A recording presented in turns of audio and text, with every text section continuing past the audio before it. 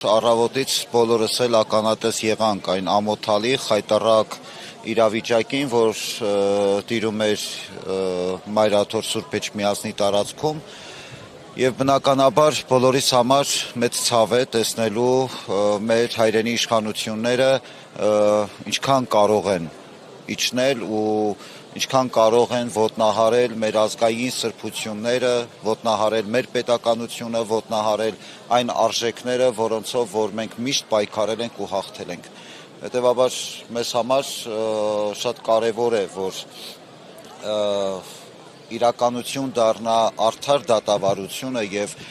Միքայել Սրբազանի պարագային էլ հստակ է, որ այստեղ բացարձակ անօրինական մի տեսակ, չգիտեմ, ձերբակալություն պիտի ասեմ կամ ինչ հետապնդում, բայց հուսով ենք, որ եւ աղոթում ենք, որ դատարանը արդար որոշում կկայացնի,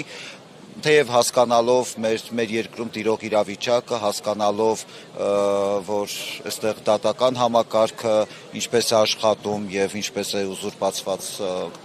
բայց ամեն դեպքում մենք Միքայել Սրբազանի կողքին ենք եւ մեր աղոթքներով եւ մեր ֆիզիկապես մեր ներկայությամբ հուսանք, որ արդար հանգուցալուծում կլինի։ Երեսայի Նիկոլ Փաշինյանը չի դադարում, արդեն մի քանի ֆեյսբուքյան գրառումներ է կատարում մեկը մյուսի հետևից։ Ներողություն եմ խնդրում մեջբերեմ դրանցից մեկը Փաշինյանը գրել է. «Կարծում եմ արդար կլինի, որ կտրիճը գրավոր միջնորդություն ներկայացնի դատարան, խնդրելով խափամամիջոց ընտրելիս հաշվի առնել, որ կարիք չկա շարունակելու, որովհետեւ անկեղծ ասած այսպես խայտառակ գրառում եւ կարծում եմ ամենապարզ պաշտոնյային ոչ վայել գրառում է սա։ Ինչը դա պիտի մեկնաբանենք կամ ինչը դրան ինչ գնահատական պիտի տանք, ամոթ ու խայտառակություն։ Եվ բնականաբար անթույլատրելի է, որ այս բառապաշարով, այս ոճով ինչ է սա նշանակում, ուրիշ խոսելու լեզու չկա, եկեղեցին այս լեզվով չի խոսում։ Մտավախություն կա, որ նույն ոճով, նույն ձեռագրով, այսինքն դիմակավորված մուտքը գործեն Բեհարան եւ հաջորդը արդեն Բեհափառին ամենայն հայոց։ Անկեղծ ասած հիմա ամեն ինչ սպասելի է, այսօրվա տեսարանից հետո, այս ինչ որ մենք այսօր տեսանք Մայրաթորում,